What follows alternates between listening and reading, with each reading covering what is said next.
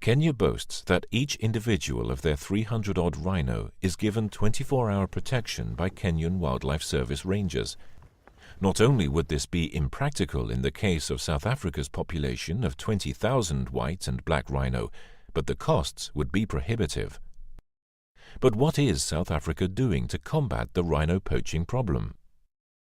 South Africa certainly can't be accused of sitting around and doing nothing in this situation of the rhino at the moment. The situation is largely led by people in Mozambique, a lot of people who are there with military experience and access to military skills and also hardware, and for them they are coming into the Kruger National Park to poach rhinos.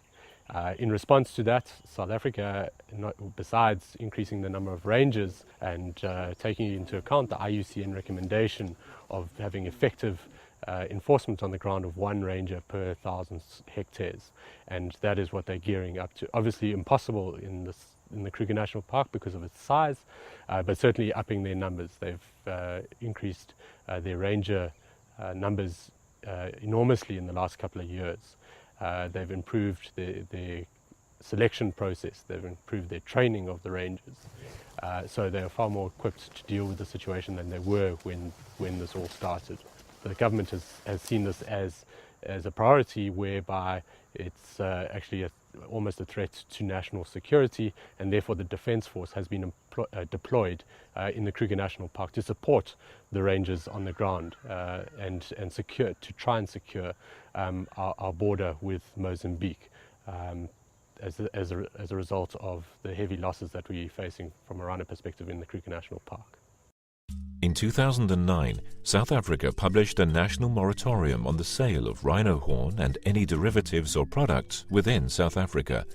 This was enacted in order to curb the illegal trade in rhino horn and to discourage rhino poaching. South African government officials then noticed an increase in applications for hunting permits for white rhino from Vietnamese and Thai citizens. The majority of these applications resulted in pseudo-hunts, where the applicants were paid by a third party to carry out the hunts. The horns were then passed on to the third party once they had been exported from South Africa. To address this, the national norms and standards for the marking of rhino horn and the hunting of white rhino for trophy hunting purposes was published in July 2009. This effectively coordinated applications for hunting white rhino through the establishment of a national register. In 2011, an amendment was made to include the requirement that an applicant must provide proof that he or she is a bona fide hunter. It also became compulsory for the environmental management inspectors to be present at each and every white rhino hunt, and that DNA samples are taken from each animal hunted. These amendments had a significant impact on the number of applications for hunting of white rhino.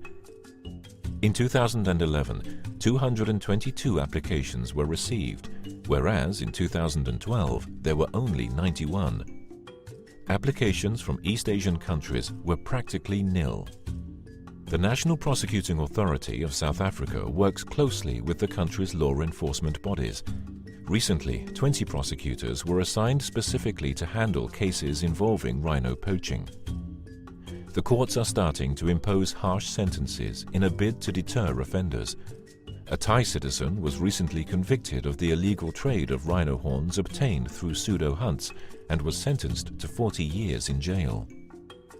While South Africa is committed to protecting the white rhino, it requires the cooperation of other countries to assist in the investigation and prosecution of illegally traded rhino horn cases. South Africa also needs assistance in ensuring that legally imported rhino hunting trophies are not being sold or donated to third parties.